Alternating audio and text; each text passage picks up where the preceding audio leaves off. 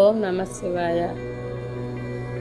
మహాశివరాత్రి ప్రతి సంవత్సరము పాల్గొన మాసం కృష్ణపక్ష చతుర్దశి నాడు జరుపుకుంటారు.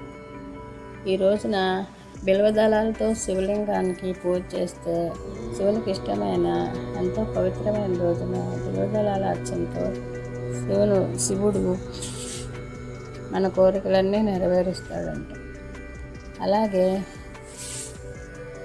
పురాణాల ప్రకారం శివపార్వతుల వివాహము ఈరోజే జరిగిందని, మహాశివరాత్రి రోజున వివాహం జరిగిందని ఒక కథ ఉంది.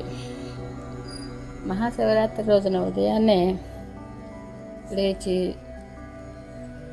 శివలింగానికి అభిషేకం చేసి పాలు, తేనె, బిల్వదళాలు, నీళ్లతో శివలింగార్చన చేయటం వల్ల, అభిషేకం చేయటం వల్ల ఎంతో పుణ్యం లభిస్తుందంట. ఉదయం నుంచి మరుసటి రోజు ఉదయం వరకు కూడా ఉపవాసం ఉండి జాగారం చేస్తారు. మహాశివరాత్రి రోజున ఉపవాసం ఉండి రాత్రంతా కూడా దేవాలయాల్లో శివపార్వతుల కళ్యాణ గాథను విని తెల్లవారుజాముకు హరహర మహాదేవ, ఓం నమో పార్వతీపతే, హరహర మహాదేవ శంభో శంకర అనే నినాదాలతో శివాలయాలన్నీ కూడా మ్రోగిపోతున్నాయి. ప్రతి ఒక్క భక్తుడు కూడా ఈ రోజున ఎంతో ఇష్టమైన శివునికి మన మనసులోని కోరికలన్నీ చెప్పుకొని ఆ రోజంతా కూడా ఓం నమ శివాయ, ఓం నమ శివాయ అని మనం మనసులో ధ్యానించుకుంటే మన కోరికలన్నీ తప్పక నెరవేరుస్తాడు.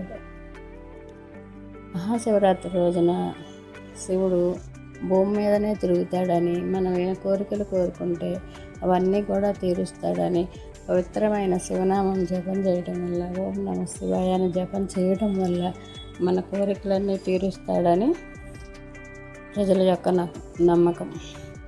హిందువులకి ఎంతో పవిత్రమైన ఈ మహాశివరాత్రి రోజున మనమందరం కూడా నిష్ఠతో ఉపవాసం ఉండి రాత్రంతా కూడా జాగారం చేసి శివునికి ప్రీతిపాత్రలై అమ్మవారు పార్వతీమాత దయను కూడా చూరగొంటాం.